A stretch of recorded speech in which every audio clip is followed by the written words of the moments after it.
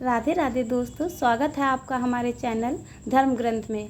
आज हम आपको सर्वपिता अमावस्या की कहानी बताने जा रहे हैं, पौराणिक कथा सुनाने जा रहे हैं और इसका क्या महत्व है, इसकी पूजा किस तरीके से करनी चाहिए वो भी आपको इस वीडियो में बताएंगे। तो वीडियो पूरा देखना। हिंदू धर्म में पितृ पक्ष का समापन जिस दिन होता है उस दिन को सर्वपिता अमावस्या कहा जाता है। इस साल यह पावन तिथि 21 सितंबर रविवार को पड़ रही है। विशेष बात यह है कि इसी दिन साल का अंतिम सूर्य ग्रहण भी घटित होगा, जिससे यह दिन और भी ज़्यादा महत्वपूर्ण बन गया है। पंचांग के अनुसार अश्विन मास की अमावस्या तिथि को पितरों की विदाई का दिन माना जाता है। इस अवसर पर लोग अपने पूर्वजों का स्मरण कर श्राद्ध, तर्पण और पिंडदान करते हैं। यह तिथि खास तौर पर उन दिवंगत आत्माओं के लिए भी महत्वपूर्ण होती है जिनकी मृत्यु की तिथि ज्ञात नहीं होती है। ऐसे पितरों के लिए भी श्रद्धा और भाव से कर्मकांड करने का विधान है।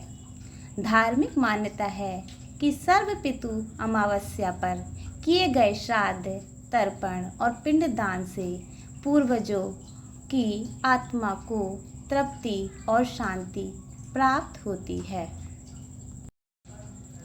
यह कर्मकांड सीधे पितृलोक तक पहुंचता है, जिससे पितृ प्रसन्न होकर अपने वंशजों को दीर्घ आयु, धन धान्य और सुख समृद्धि का आशीर्वाद देते हैं।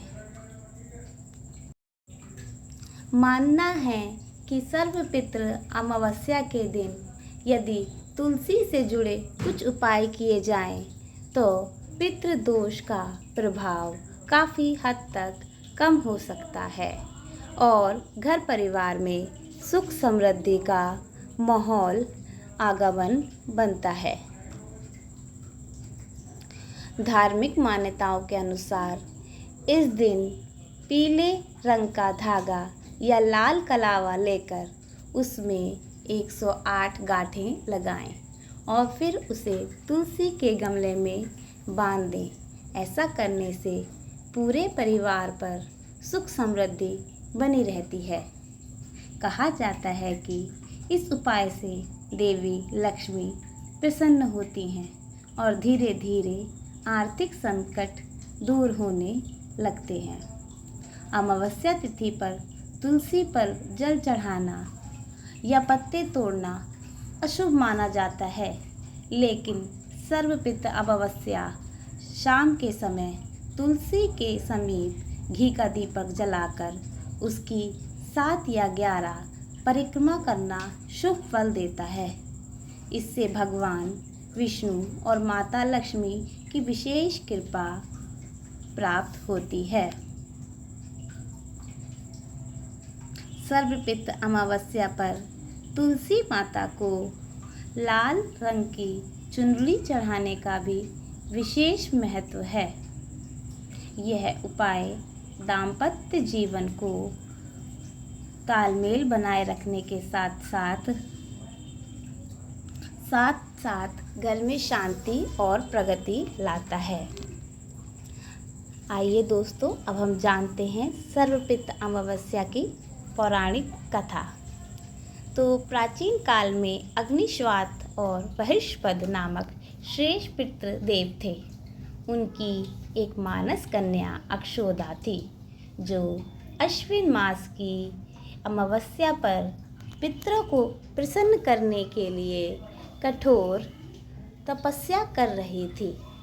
तपस्या से प्रसन्न होकर सभी पितृदेव अक्षोदा के समक्ष प्रकट हुए और उसे वरदान मांगने को कहा, लेकिन अक्षोदा का पूरा ध्यान केवल तेजस्वी पितृ अमावसु की ओर था और वह उन्हें ही अपलक निहारती रही। अक्षोदा ने उससे कहा, वरदान में आप मुझे स्वीकारें, मैं आपका संग चाहती हूँ। अक्षोदा की यह बात सुनकर सभी पितृ क्रोधित हो गए और उन्होंने अक्षोदा को श्राप दिया कि वह पितृलोक से पृथ्वी लोक पर जाएगी।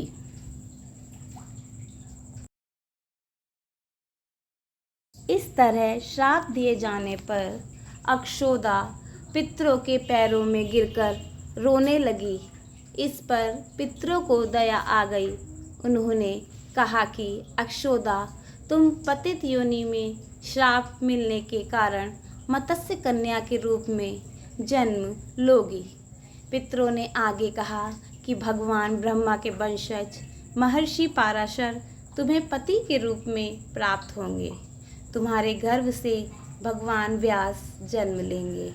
उसके उपरांत भी अन्य दिव्य वंशों में जन्म लेते हुए तुम श्राप मुक्त होकर पुनः पितृलोक में वापस आ जाओगी।